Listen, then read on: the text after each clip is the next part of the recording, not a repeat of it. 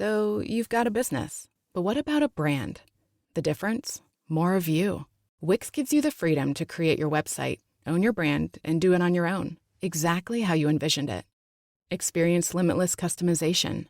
Boost your creativity and efficiency with AI tools for every part of your business journey. Scale up with built-in SEO, e-com, and scheduling features. Put more of you in your business. Go to Wix.com and do it all. Yourself. The wrongs we must right. The fights we must win. The future we must secure together for our nation. This is what's in front of us. This determines what's next for all of us. We are Marines. We were made for this. This is Live Bet Sunday on VSiN, the Sports Betting Network.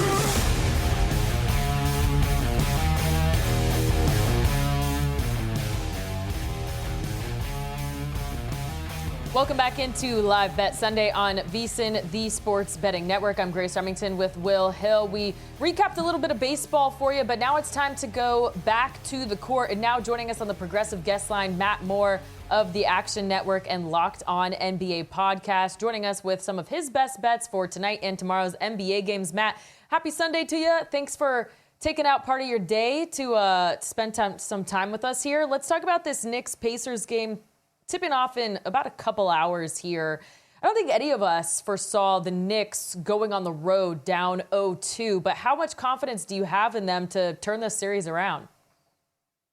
Not much, honestly. I had the Pacers power rated quite a bit higher than the Knicks coming into the series. I was all over Pacers minus 1.5 on the series spread, minus 2.5 on our daily NBA betting podcast buckets. That said, like, this has got to be the one, right? Like, the Pacers have dropped game 3 in both of the first round series, and though they were dominant, they've got an opportunity here. If the Knicks are making this lineup change to force the Pacers to have to make some adjustments, this has got to be the one if the Knicks are going to have any hope of getting back into this series, which obviously history is against them, as teams in the conference finals are 17-0 and going up 2-0. I just continue to think, though, with the market, even though I think this is a good Knicks spot, I just think the market continues to overrate New York and underrate Indiana. I just think that they were basing it a little bit too much off of regular season performance, and they got, I think, too much of a boost off of the Celtics win. I'm back on Pacers tonight because I can't get there on this number. I just don't think that the market is respecting the Pacers enough. I'm on Indiana for the third straight time tonight, even though I think it's a great Knicks spot. Matt, you mentioned the lineup changes, and I heard you on the Buckets pod, Action Network. You do a great job talking about this before the series. But you mentioned the lineup changes, trying to get more defense, trying to go 2 bigs. Does any of that lead to a bet for you in terms of player props? You know, I think one of the big things is that it'll be interesting to see. Tibbs actually switched with Mitchell Robinson onto Halliburton. And there's been some stats that say that Halliburton shot a lot versus bigs in the playoffs. What's interesting, though, is when they switch, his shot volume goes down. So they're going to switch with Mitchell Robinson and dare him to kind of beat him off the dribble. If you remember in game 2, Mitchell Robinson had that big block on Halliburton staying with him. Halliburton tends to defer a little bit. So I actually like the under here on Tyrese Halliburton, under 20.5 points, under 19.5 if you want to get a better number in the market. I think that that's a good opportunity there because Halliburton, I think, tends to bring that big out and then defer a little bit on switches. Obviously, the rebounding is going to be where everybody's going to look with Mitchell Robinson. And if you want to play Mitchell Robinson overs on rebounds, you're probably paying a premium at this point, but it might be pretty good. One thing I did notice is that in this season, in the playoffs and regular season, when Josh Hart is without Mitchell Robinson, his rebound rate goes way, way up. Now, I don't know if Tibbs is going to play Hart more with Robinson or Hart more with Cat, but I still think that probably going back to the well on a frustrating prop for everybody with Josh Hart over on rebounds is probably a pretty smart move here. I was able to find your article. I'm looking at, you have an interesting way to target Jalen Brunson. He's obviously been a machine for them in the first 2 games, 43 points and then 36, but you're looking at his assist line. Why do you like that prop for him? Yeah, so Brunson's assists go up from 6.5 per 75 possessions to 9.4 without Cat on the floor. So if the idea is, hey, you're going to put Mitchell Robinson in, what they're trying to do is they're trying to get to fewer minutes with Brunson and Cat together on the floor. That's delicate because you don't want to bruise superstar egos, and those guys make a lot of money and they're very good players. But with those two on the floor in this series, the Knicks have given up a 150 defensive rating. For comparison, that's basically throwing a Nerf ball into like a trash can. It's extremely easy. It's just an absolutely absurd defensive number. So you're likely to see more minutes with Brunson without Cat and more minutes with Cat without Brunson. And that means I think that Brunson's assists go way up because for whatever reason, that goes up throughout the course of the regular season and the playoffs. I think Jalen Brunson over 7.5 assists is a pretty good play here tonight as well. Let's switch over to the West. How surprised were you last night? Is this going to get interesting here for OKC, who's struggled in the postseason on the road, and those struggles continued in Game 3? What are you looking at in Game 4 and for the rest of the series going forward?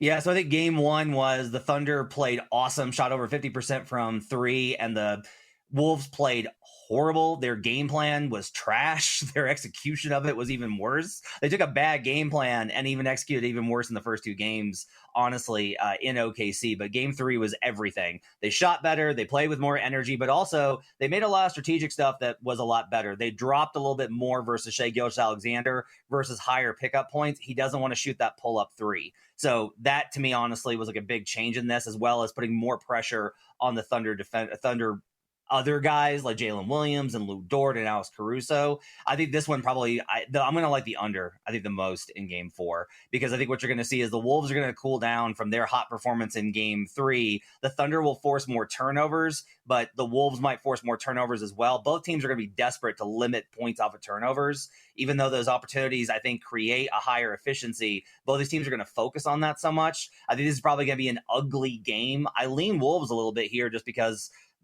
honestly, the Thunder, just like you mentioned, have not been good on the road. But I think the best play is probably going to be an under, and especially a team total under on whichever team you think loses this game. I do want to go back to tonight's game. I don't think we got your thoughts on the total in this one, did we? And I'm watching the line movement too. The Pacers now down to just a 1-point spread. So I am wondering if we'll see a flip before tip-off here. But what are your thoughts on tonight's total? Yeah, I'm on the under. There's been some sharp action on the under that's kind of moved it down. It's open 224.5. We're at consensus 223.5. I think that's probably the right move from the sharp action. If you kind of think of it this way, the Pacers have shot unreasonably well. They have to cool off at some point. It's worth betting on that. Even if you don't like that, the Knicks are obviously going towards more of a defensive lineup here. Like, that's clearly where they want to get better, is adding Mitchell Robinson and subbing out Josh Hart. They're attempting to kind of get bigger, more physical, and get some stops here eventually on the Pacers. I think with all those things together, I think the under has to be the play if you're going to play the total. Tough question, but I'll ask you anyway. When the season starts next Halloween or so, Giannis is on what team and Kevin Durant is on what team? Good questions. I honestly am starting to think that maybe KD is going to wind up staying in Phoenix. Moving these contracts under the new CBA is so difficult. It's honestly just going to be really difficult for Matt Ishbia to sign off on anything, because it would mean kind of a rebuild. And Devin, if you agree to what you should get for Kevin Durant, which is picks and young players, Devin Booker is going to be like, what are you doing? Like, I want to compete right now. And that causes pressure with Booker. As far as Giannis goes, there was a lot of momentum heading into the meeting last week that Giannis was actually going to stay. There was a lot of burblings around Milwaukee from Milwaukee people that they were pretty confident he was going to remain. The fact that we haven't heard anything about the outcome of that meeting, to me, is suspect. So if we're going to say that he's going to be anywhere, I'm probably going to have to go with somewhere. This is the one that keeps coming back to me. I wonder if he's actually going to be in New York. If the Knicks come up short in this series and the Cat trade didn't work out, because Cat's really been the weak point in this series, do you make that move for Giannis and trade out Cat? Cat's still a very valuable trade piece. I kind of wonder if he's going to wind up actually being a Knickerbocker next season if Giannis does move teams. Want to get your thoughts on some props in tomorrow's game as well. SGA held to just 14 points last night. Would you continue fading him, or do you think he'll bounce back? So if you kind of look at how they guarded him, what they want to do is they want to get him to have to take tough, crowded, contested twos. Their problem in games 1 and 2 was you can give up 30 to Shea and you can win. And you can give up 8 assists to Shea, and you can win. What you can't do is you can't give up 38 to Shea and have him have 8 assists. You're going to lose every time.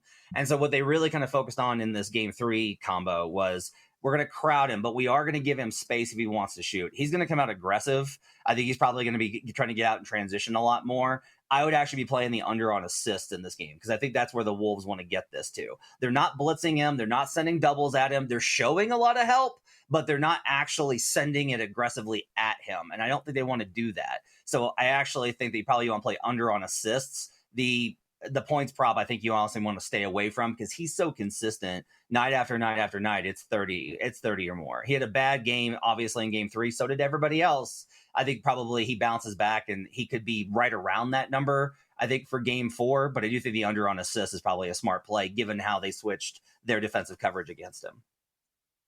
Last minute or so, if it is OKC, Indiana, we're not there yet, but if that's the final, what do you think the price would be and how would you be betting it? Yeah, so I took a pretty big position before these conference finals started on that exact matchup. So I actually make that one heavily Thunder at to be the actual exact outcome right now at minus 248. That's what I think the market price should be on Thunder over Pacers as the exacta. I think Thunder probably clock in that series. I think Indiana's a really great team. I just don't think that anybody's really on OKC's level. I like Minnesota plus 2.5 in this series based off of the matchups. So I'm hoping that they can get one more game, but that's about it, I think, in this series. I do think that OKC's winning the title and probably pretty comfortably versus these other 2 teams left in the Eastern Conference. Oh, I've got too many bills. If you need funds, you can apply in minutes at cashnetusa.com and have the money in your account as soon as the same business day. Okay, got it. Applying now. They've been helping hardworking people cover emergency expenses since 2004. Hey, look, I got it. You've got this. When you need money fast, be the hero. All loans subject to lender approval. Speed of funding is subject to verifications and your bank's processing times. See cashnetusa.com for more details. So, you just started using LinkedIn Premium. Now what? Well, on your premium company page, you noticed around 7.5 times more page engagement and 5 times more page views. Well done. And now, new clients are messaging you. All because you're using LinkedIn Premium, which helps you get the business growth you want. Think big, small business. Think big. Start your free trial at linkedin.com/premium small business. That's linkedin.com/premium small business.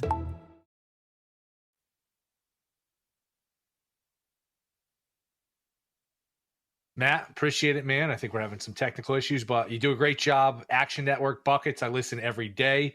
When is the next episode and where else can we find you? 10 after the game tonight, we'll go live and do our Buckets Live episode tonight. Then every day at 2:30 Eastern, as well as every day at 5:30 Eastern. Will, I'm a big fan of the Megapod, so it's really great to be on with you. Oh, wow. I appreciate that. The feeling is mutual. So, Matt, appreciate you jumping on. Good luck with all your plays. Hopefully, we'll catch up here down the road. Thanks, guys. All right. So, when we come back, we will we'll catch up on the baseball here. Philly took a brief 4-3 lead. It is now 4-4. Sacramento here has tied it. Man on third, 1 out. So, we were in good shape here as Turner hit a home run, but that lead is short-lived here, and it looks like the A's are going to take a 5-4 lead, so we need to rally for Philly. But we will be back to wrap up here. Last couple segments, baseball, basketball, a little bit of everything. We'll be right back on VSiN.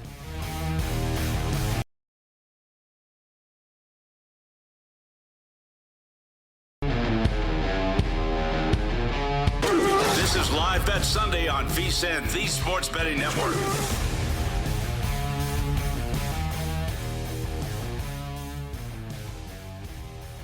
Welcome back into Live Bet Sunday on VSiN, the Sports Betting Network. Grace Remington with Will Hill here. We both live bet the Phillies at a cheaper price when this game was tied up against the A's, but unfortunately it has not gone our way. The A's taken a 5-4 lead in the bottom of the 8th, 2 outs with a man on first. But you know what, Will? We still got a chance. The game is not over yet. Why did you make me bet this? You should have kept telling your stories. So I yes.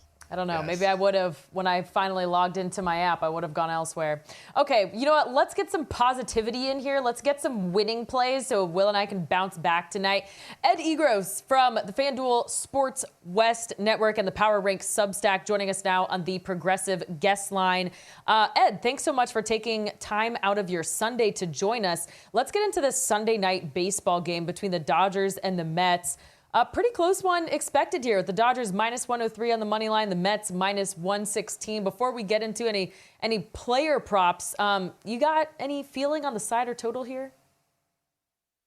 Well, first off, thank you for saying that I'm going to be the one bringing positivity. I usually don't get that all that often. So to hear that, nice warm fuzzy on this lovely Sunday. As far as, first up, when we're looking at player props here, I think you got to start with the pitching matchup because it certainly seems like that the Mets should be dominating this one in large part because the Dodgers are throwing Landon Knack out there. He wouldn't be in the starting rotation if it weren't for all of those injuries that the Dodgers have been facing with all of their arms. But that doesn't mean that he sucks. His changeup has actually been pretty good. It's an effective pitch, 85th percentile in run value, good whiff rate of nearly 40%. The problem is if the changeup isn't working, then there's not really a secondary pitch that he can go to that'll be effective against a Mets starting lineup that I feel like has been, yes, underwhelming a little bit, but at some point they should be able to take off. And so I think probably the safe play here is to probably take the Mets first 5 at minus 130 at one spot that I saw. I just feel like the starting matchup is just so much better for the Mets with Kodai Senga, out there on the mound. And, he's the Ghost Fork pitcher, right? Like the great Ghost Fork pitch, one of the greatest pitches, going on in Major League Baseball right now. Definitely, I feel like that's going to give the Mets the edge as far as the game is concerned. Love the Ghost Fork pitch. I think Will was on your side there as well. He also liked the Mets in the first 5. But I hear you have some props on Ohtani. Of course, the people love to bet Ohtani. So what do you got for us there?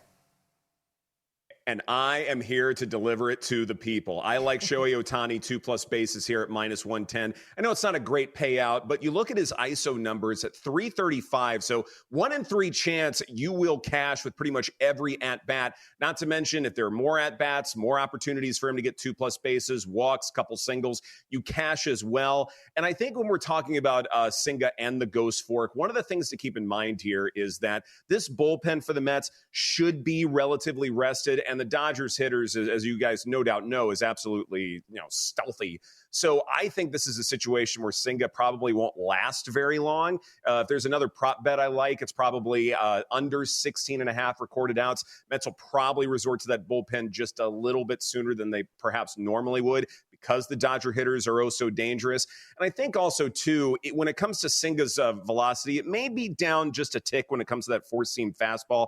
That just makes Ohtani's chances of getting 2+ bases all the better. But then also Ohtani may very well be facing that bullpen a little bit sooner. So those aren't going to be as good of arms. And I think that will give Ohtani more opportunities to get a bunch of bases in this one.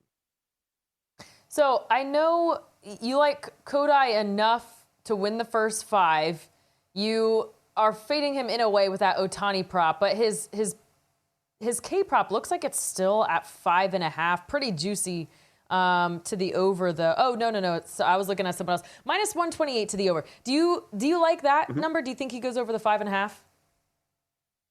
He probably will, but I'm not sure that he's going to get much more over 5.5. I mean, it may be 6, maybe 7. I don't see it going much higher than that. So I definitely wouldn't do anything crazy as far as like alt strikeout numbers or anything like that.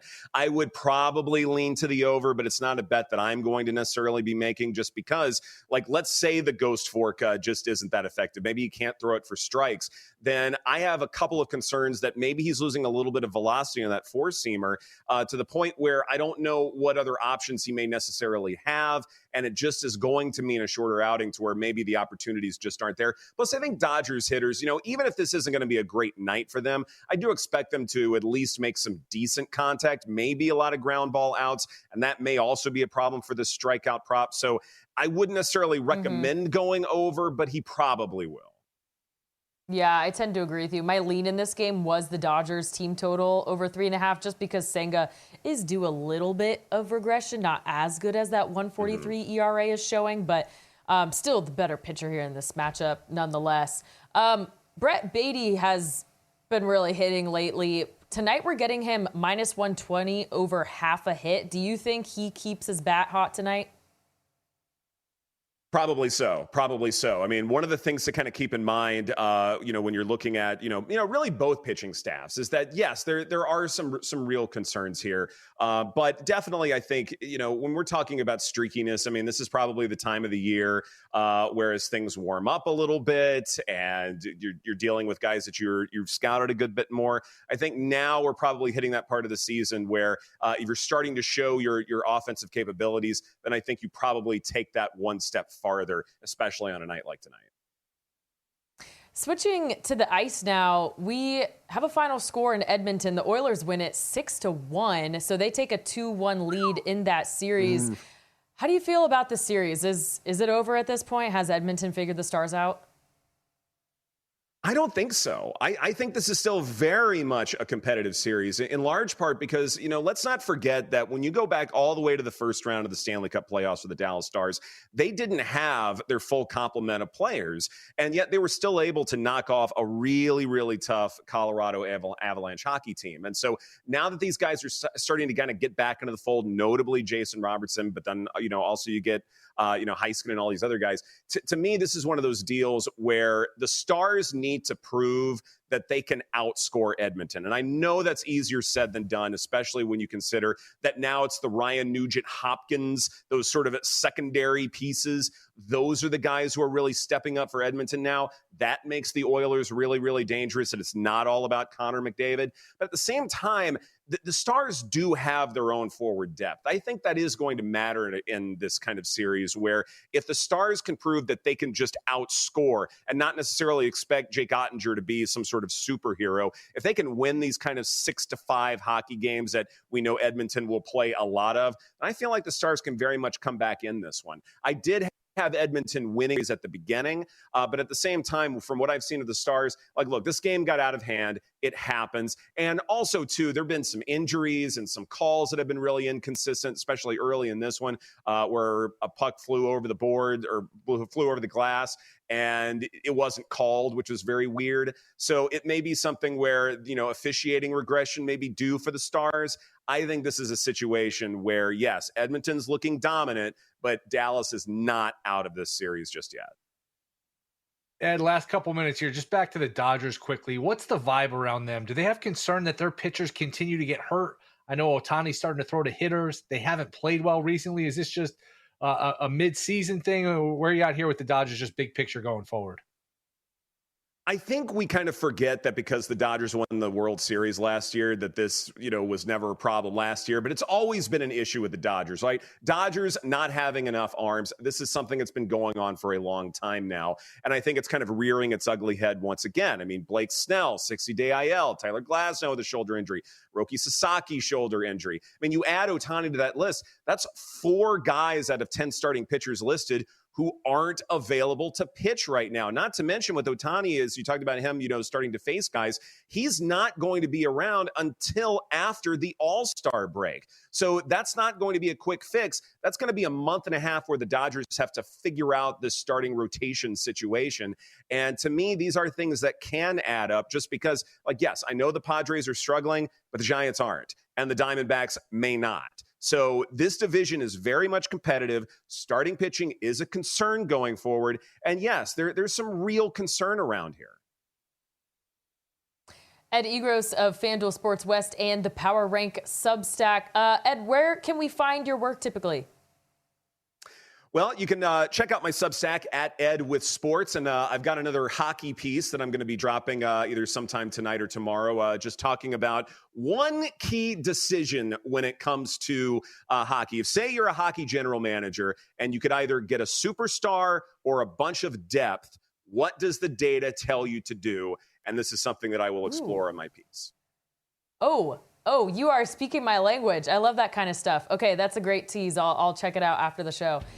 Thanks so much for joining us today. Thanks for the bets, and good luck on your plays tonight. Appreciate it. Thank you so much. All right, that was Ed Egros joining us on the Progressive guest line. He gave us some bets. If you want some more, head over to VSiN.com because smarter bets start with VSiN Pro. And now through May 31st, first, you can lock in 14 months for just $199. That's 50 cents a day. Go to vsin.com/subscribe and use the promo code PRO. This is Live Bet Sunday on VSiN, the Sports Betting Network.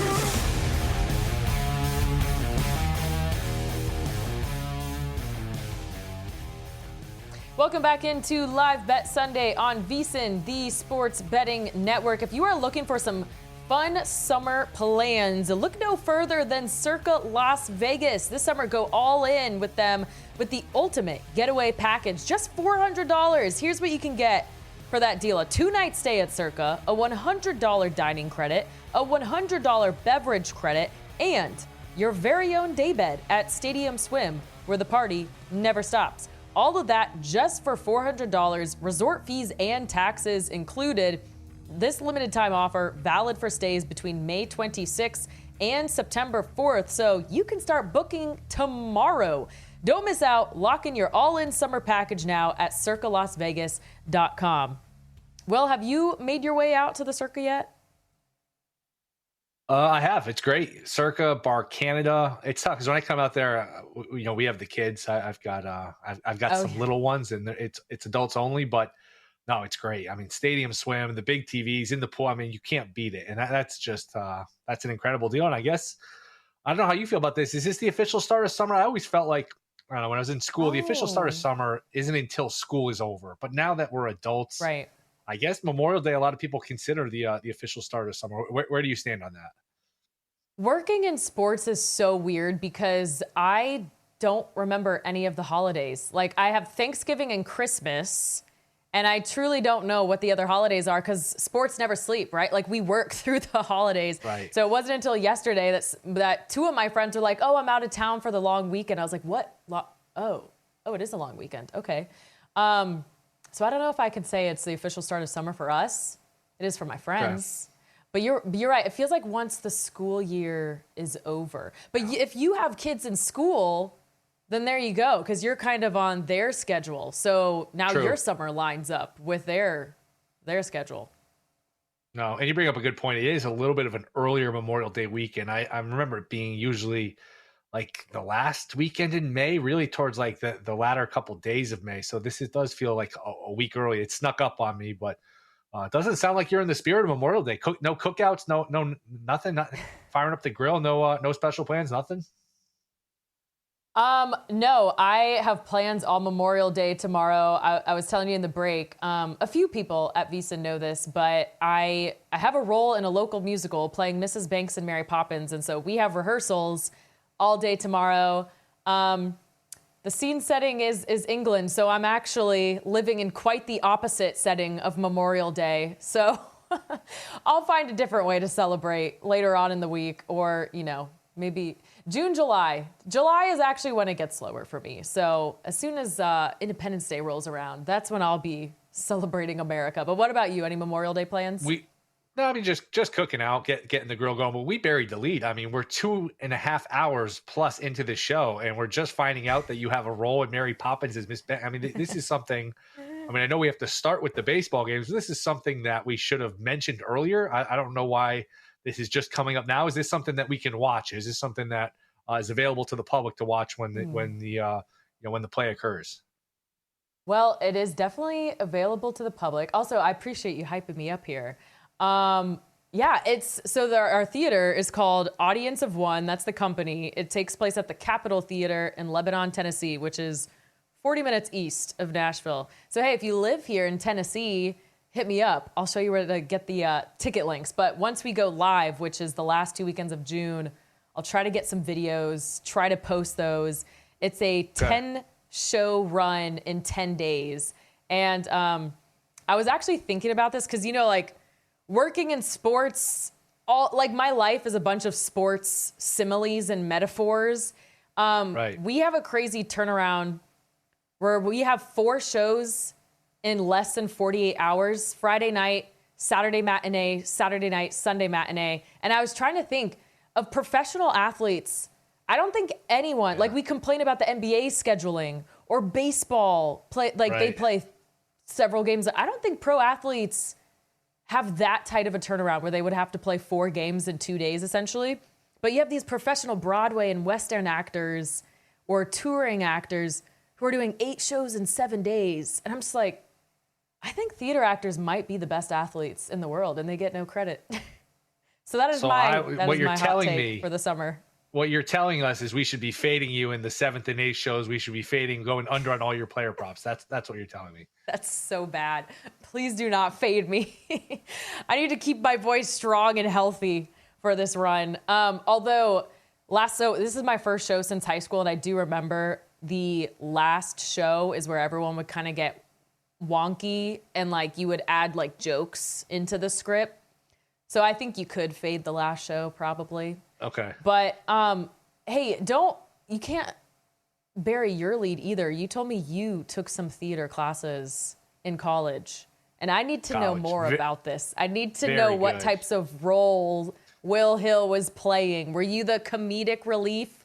Were you ever a lead? Were you like the sidekick best friend? Improv stuff, but I will say, and I'm not going to just do the fake humility thing. I was outstanding. I wasn't good. I was outstanding. I'm probably in the wrong profession. Who knows? But maybe I can jump back in at some point. But no, I'm excited for you. That is pretty cool. We should mention that we did lose our Phillies bet together. So I gave out some good bets at the beginning of the show. You didn't tail me on any of those. You wait till I throw out a big fat loser, and then we lose with the Phillies. We took a lead 4-3 on a homer, and then we get to the bottom 8th, 1 out, nobody on, a walk. It always starts with a walk, then a triple and a single. I think Jack Wilson with a single to make it 5-4. Jack Wilson is now hitting 350. So we're going to pull up the Rookie of the Year market. It's a long season. A lot can happen. Injuries, guys get hot, get cold, but man, he will be tough to beat in that AL Rookie of the Year. I know Marcelo Myers coming up for the Red Sox, Jack Caglione at some point's coming up here for the Royals, but hitting 350, putting up those kind of numbers starting from opening day, Wilson in the Rookie of the Year market is going to be very, very difficult to beat. Yeah, excited to see Caglione out of Florida in the majors. That'll be fun. I'm looking at some of these scores here. Glad I did not bet the total in Phillies Athletics, because then I would have had 2 losers. But it just goes to show the total closed at 10 for that game, and we had a fade-worthy pitcher here in Gunnar Hoglund and great hitting weather, strong winds out to left field. It just goes to show like how key these numbers are in baseball. 7 and 9 are the most common results for totals, and I feel like key numbers are just not talked about enough in baseball. But that 10th run is always the hardest run to get. And here again, like 9 runs is a high-scoring game, and you still don't get that 10th one. Actually, I'm just scrolling through a lot of these scores, a lot of 7s and 9s. So, yeah, that's why I always hesitate to bet those overs, but we'll see.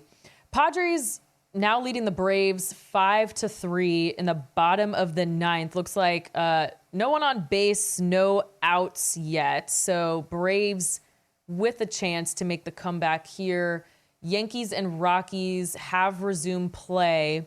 Yankees leading 4-2 in the bottom of the 6th. The Rockies have a man on first with 2 outs. So not sure there's anything we would touch there. Did you have any bets on the early games today? Any of those 1:00 games? I did have Skubal under 4.5 hits, which cashed. And I actually, I jumped in middle of the game. I got him like 32-1 in the 3rd or 4th inning to throw a no-hitter. They didn't get there. I gave up 2 hits. So that was at least a fun one. I liked the number.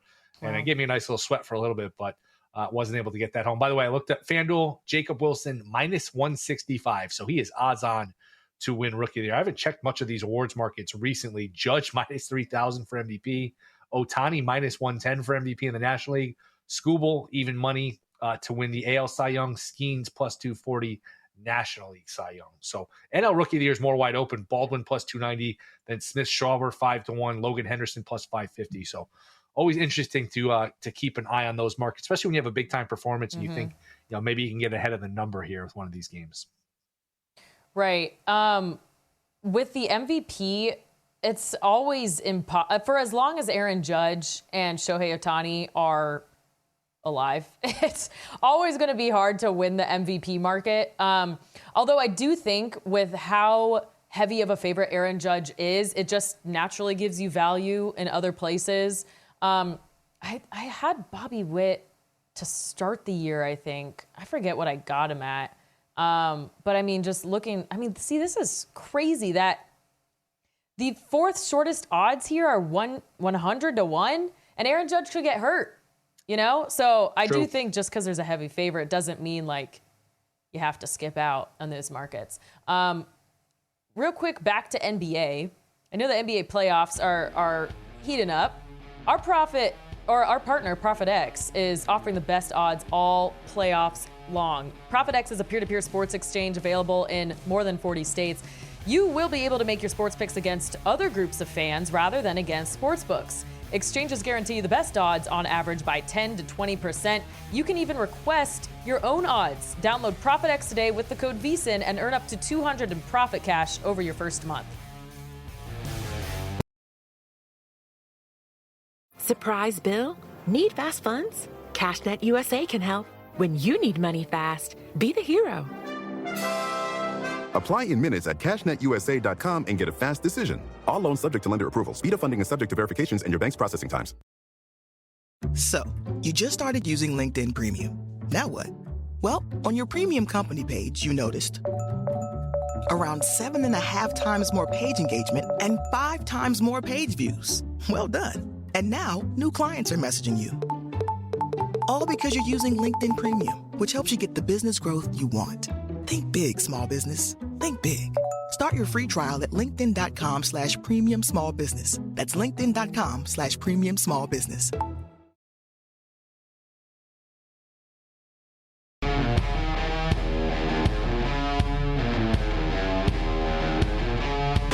This is Live Bet Sunday on VSIN, the Sports Betting Network.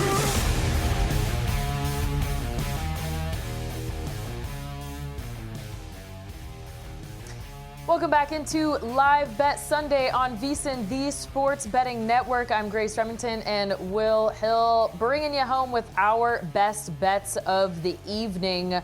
But before we get there, an update on the results from the final round of the Charles Schwab Challenge. It is official. Ben Griffin wins the tournament by 1 stroke, 12 under for the tournament. He shoots a 66, 63, 68, and 71. He is on a little hot streak here. Second win in 5 starts after finishing 8th at the PGA Championship last week. 6 top 10 finishes this year. And he wins the tournament after posting 60 to 1 pre-tournament odds. So good for him. Matty Schmid finished in the solo second spot at 11 under. Bud Cauley is in the solo third spot at 9 under. Tommy Fleetwood and Scottie Scheffler tied for 4th at 8 under. And then we were tracking Ricky Fowler a little bit there at the end. He was looking for his best finish of the year, doesn't get it. He ties for 16th at 5 under. His best finish heading into this tournament had been tied for 15th. But Scottie Scheffler was a plus 250 favorite heading into this tournament. I hear people say, it's not chalk if you bet Scheffler. You know he's going to win. No, it is chalk if you bet him at plus 250 because the odds should be much longer than that. Doesn't matter if he should win. Please do not ever bet him at those short of odds, a.k.a. this upcoming week at the Memorial Tournament, because DraftKings has just posted the odds for that. Scottie Scheffler is the big favorite at plus 270. Xander Schauffele behind him at 15 to 1. Justin Thomas and Colin Morikawa 18 to 1. Patrick Cantlay 19 to 1. Ludwig Oberg 20 to 1, and then there's a drop off after that. I believe it's the first time since 2017 Rory will not be playing the Memorial Tournament. You have the RBC Canadian Open after that, and then the U.S. Open in Oakmont, Pennsylvania.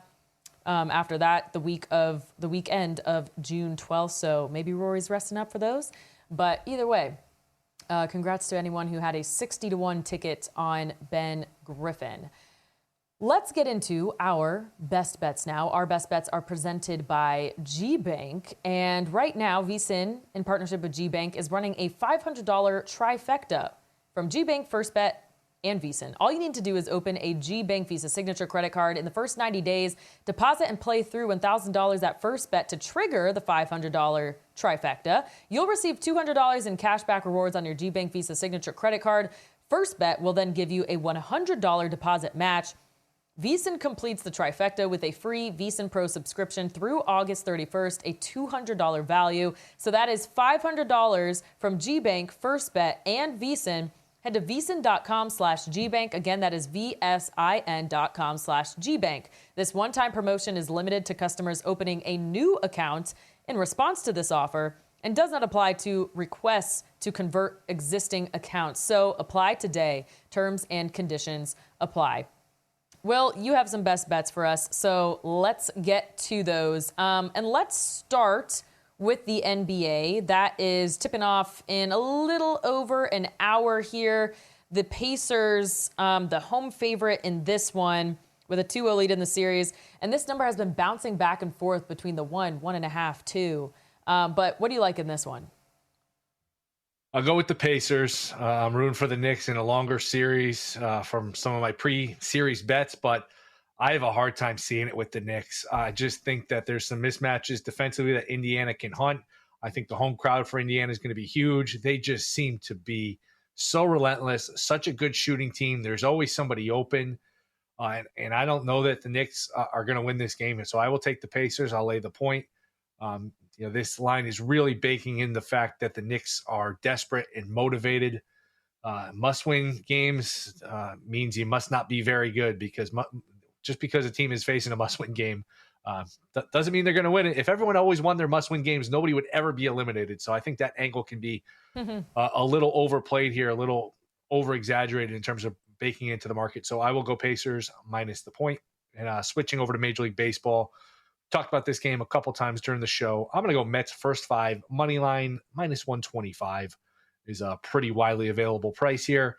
Senga going against Knack. I got the big-time pitching advantages. The lineups, all right, Dodgers maybe a little bit better, but they haven't hit great the last couple weeks. So I'm okay if it's 1-1 or 2-2 after 5. I'll just take my refund and go about my business. No Diaz available for the Mets, so that's keeping me off of the full game. And I just like to handicap the starting pitchers. It's a lot less, in terms of the moving parts. So fewer moving parts, a little more of a straightforward handicap to just play the first 5. So Mets first 5 minus 125. And just a quick update here.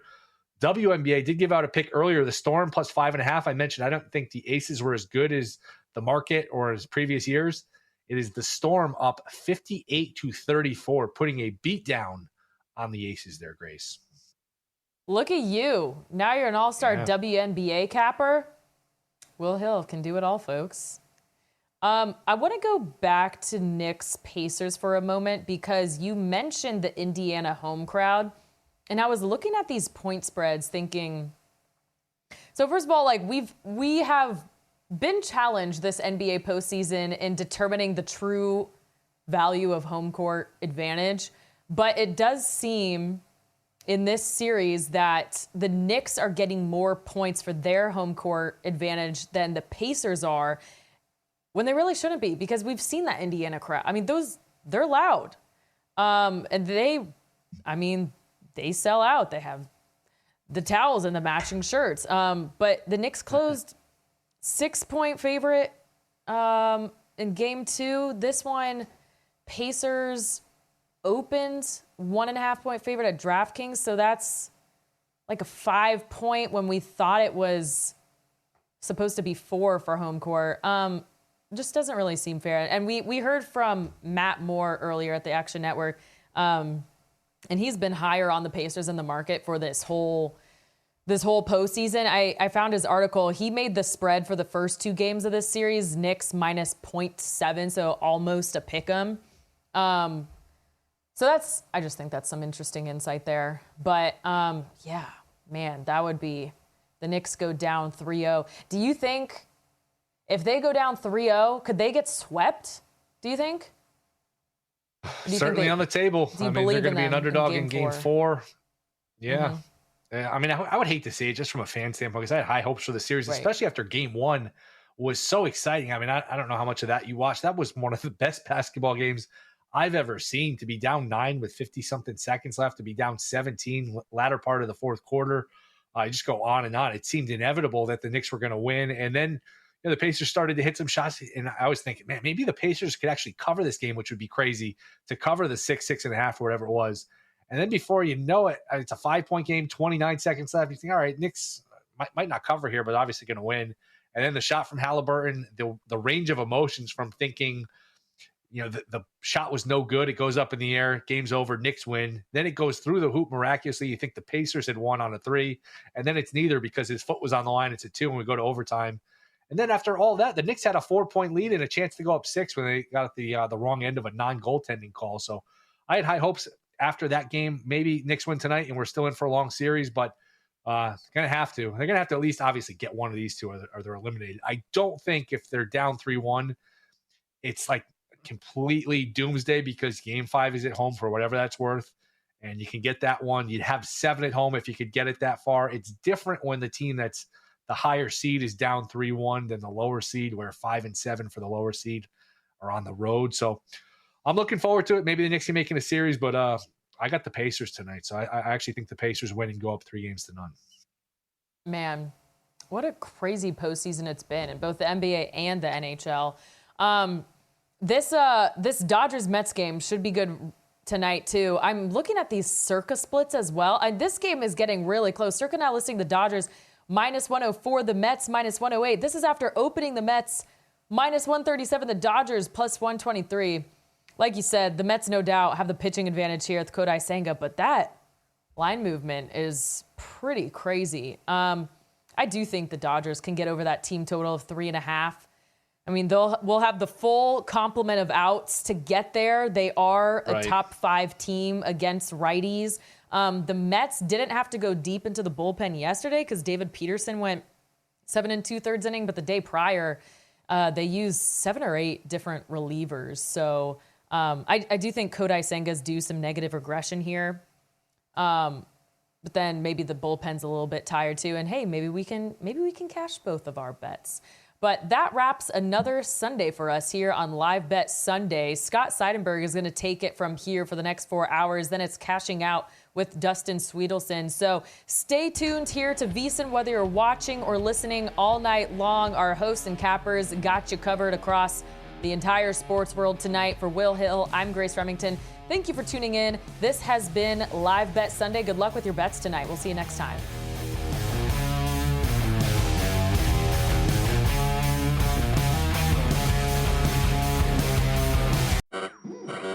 We interrupt this program to bring you an important Wayfair message. Wayfair's got style tips for every home. This is Nicole Byer, helping you make those rooms flyer. Today's style tip: when it comes to making a statement, treat bold patterns like neutrals. Go wild! Like an untamed animal print area rug under a rustic farmhouse table from Wayfair.com. Ooh, fierce! This has been your Wayfair style tip to keep those interiors superior. Wayfair, every style, every home. American Giant makes great clothing, sweatshirts, jeans, and more right here in the U.S. Visit American-Giant.com and get 20% off your first order with code STAPLE20. That's 20% off your first order at American-Giant.com, code STAPLE20.